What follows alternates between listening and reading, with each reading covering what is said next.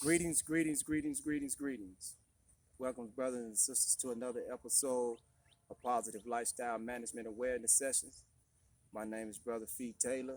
This is the Brother Midnight. As y'all can see, the Brother Midnight has taken the show on the road. You know what I'm saying? He come to visit, man, and so this is a special episode, man, for all the brothers and sisters, man, so that we can really pay attention, man, to what's really going on. But before, as y'all can see, that we sitting in the cemetery, and us sitting in this cemetery is very significant to this video. And we would like for everybody, you know what I'm saying, to pay attention to what's going to be said. And but before we begin, we would like for everybody to hit those like buttons, hit the subscribe buttons, and hit the notification bells and sit in your comments. You know, Positive Lifestyle Management, Reconstructing Minds Inc. and Project Righteous Endeavors, we are doing a mighty work. And in the process of doing the mighty work, we need everybody's assistance in helping us do this work, because this is not just our job, it's all of our job. Everybody has a responsibility. Everybody. Everyone must do their share. Everybody has a responsibility. So, with that being said, we're going to jump into the topic. You have to ask the Brother Midnight if he, you know what I'm saying, you want to say something, bro. First of all, man, thanks, man, for taking this opportunity, man, to come down here, man, to spend some time with me, man, in Paducah, Kentucky, man. This is a good city, man, but, you know, as with all major cities in America, man, or all cities in America, man, it has its problems as well, you know. And so this is one of the issues that we're going to address today. Man, I take this as a privilege and an honor, man, to be a part of this particular awareness session. Um, as you can see, we're sitting in the graveyard, and the topic we're going to be dealing with is very serious. Um, I would like to thank Fee Taylor personally for inviting me to be here in Paducah, Kentucky with him and to share in this moment, man, to really reflect on what's going on within these small towns, the big cities, and all over the United States. Um, the reason why we're sitting in this graveyard, in this cemetery, is Oak Grove Cemetery in Paducah, Kentucky. It's a very historical cemetery. And like I said, the reason we're sitting here is because all over America, man, we are losing our young men and women to senseless violence. And we all gonna have a checkout time. But a lot of our young men and women are checking out real early without ever having the opportunity to live. So with that being said, I want to say this here. I want to send my condolences to our young brother, Corey Tyson, and his fiance, who was brutally murdered, execution style, last Saturday down in Wilmington, Kentucky. You know, he was North Carolina. yeah. Well, I'm sorry, North Carolina. I'm sorry about that. Wilmington, North Carolina, and Doug was a good brother, very genuine and hard. He's going to be missed, but we're going to continue to allow his spirit to live on. His spirit would never pass away, you know. So, but just like we lost our brother Corey, there are many other thousands and hundreds and thousands of young men and women throughout America who are losing their lives. And we have to really pay attention to what's really going on. This is a very, very serious issue. These tombstones back behind us are real. These are not fake tombstones. This is not a fake cemetery. This is real. And so we have to wake up and pay attention to what's going on. You know, Yeah, you know, I can remember earlier on. I believe it was earlier on this week, and I was actually on my workout, and I was walking through the cemetery. And I reflected on all the young men and women who have lost their lives prematurely because of senseless violence. And the thing is, brothers and sisters, we need to truly understand that we who are truly looking forward to being a light to these young men and women, we need to understand the dynamics of what senseless violence is really all about. You know, See, we are losing our young at a rapid rate. If they say the children are the future, then that means our future is looking very bleak, because we are losing our young from infants all the way up until they 30s, early 30s. We're losing them. And we have to realize that we as that generation, we played a part. And I always try to speak the truth to power.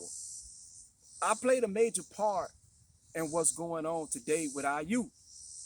And that part that I played is that I was an absent father, because a lot of that time I spent inside of the penal system. I was an absent father. And there was a lot of absent fathers, a lot of absent mothers out here. And our children are raising themselves. So now we are back. I'm back into society, and I realized the things that I did was wrong.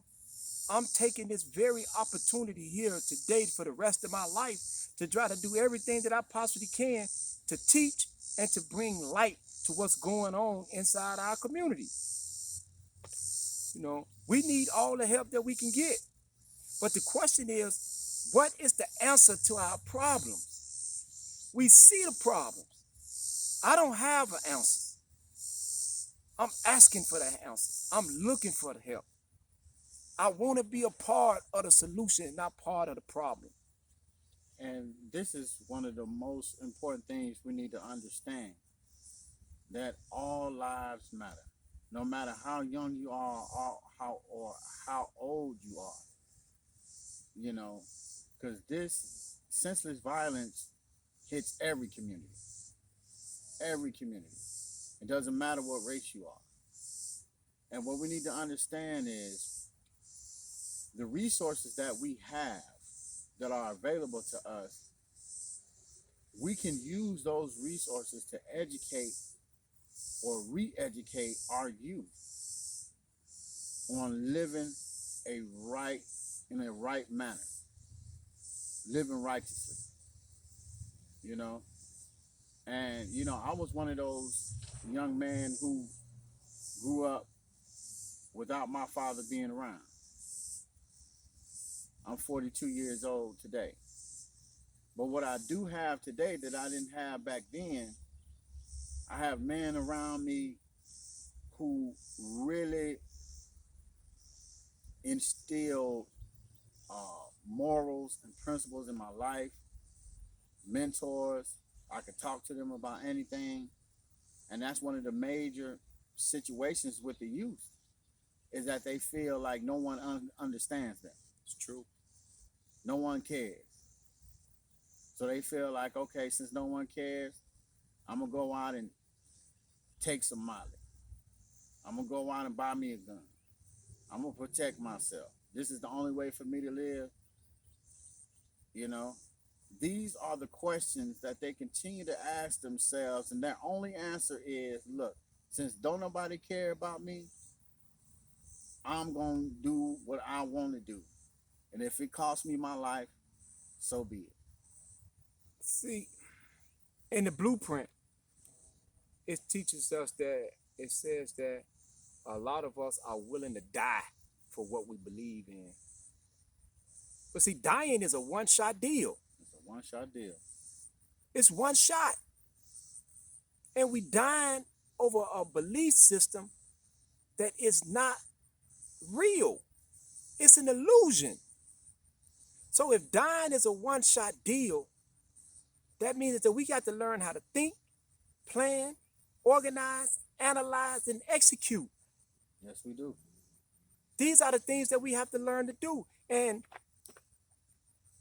I try not to blame everything on our youth Mm-hmm.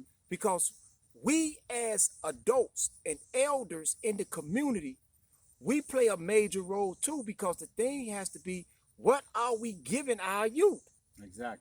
What are we showing them? What are we showing them? And a lot of them just are repeating what they've seen down through the years. If they have aunts, uncles, you know, and all they've seen in their life is drugs, alcohol, violence, parents fighting one another, you know, gang banging in the neighborhood, disrespect to the elders. You know, they have learned by the examples that we have laid for them. And see, the thing is about us as adults, we have to remember that we were once young, just like them. True. We were once young, and that same love and affection that we wanted, they wanted too.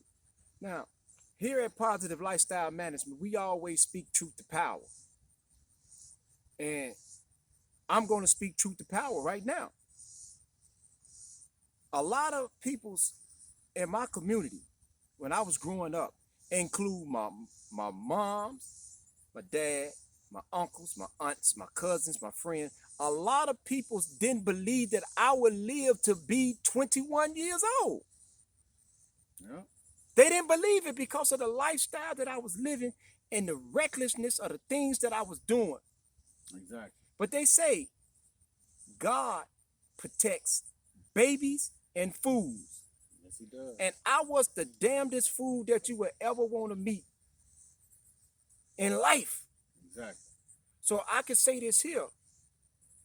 Prison has actually saved me. Yes, it has. Because without it,